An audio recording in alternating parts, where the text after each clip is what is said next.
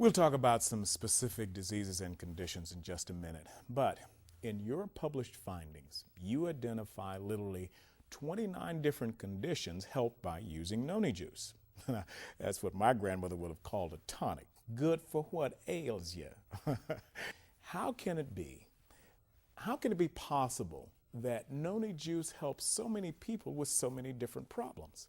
Well, let me first say your grandmother was right. Okay. She really was. And here's how it works. All right. In noni, there are adaptogens, and adaptogens are substances that help the body come back to normal. You may have heard the term homeostasis. If something's too high, homeostasis brings it down to normal. If something's too low, homeostasis brings it back toward normal. And noni has a very powerful homeostasis mechanism in it. And that substance, one of them, is procerinine. Okay. The other is that there are over 150 nutraceuticals in noni. And any of those nutraceuticals can be an agent that can bring into homeostasis. Let me give you some examples. Okay. People with Addison's disease have low adrenal hormone output. Okay. Take noni, and it helps these people with their symptoms. People with Cushing syndrome have too much adrenal output, too many adrenal hormones. You take noni, and it helps bring it down. People with diabetes have too high sugar. You take noni, and it helps bring it down.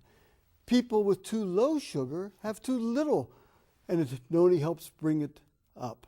So noni helps bring it toward normal. That's called homeostasis. Well, with that, I suppose my next logical question is, how much noni juice should a person consume each day?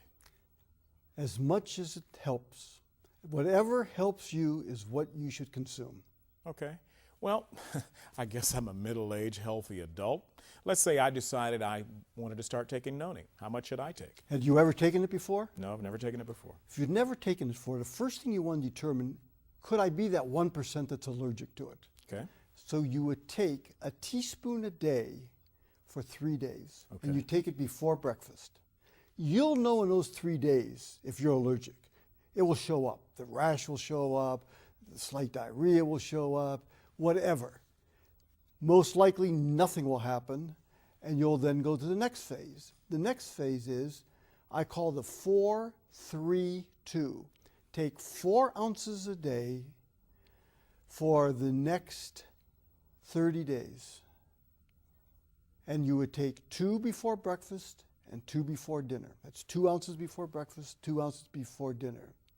Then I would take 3 ounces a day for the next 6 months. And I would take 1 before breakfast, 1 before lunch, 1 before dinner. Then I would take 2 ounces a day for maintenance, 1 before breakfast and 1 before dinner. Well, Doc Solomon, we've covered what an adult should take.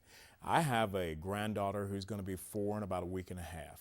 How much should she take?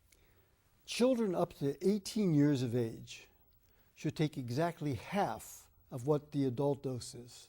So take half of it, and that's what you should take. If you have pets, they should take half of what the adult dose is too. Wow, you're covering my whole family. I got pets too.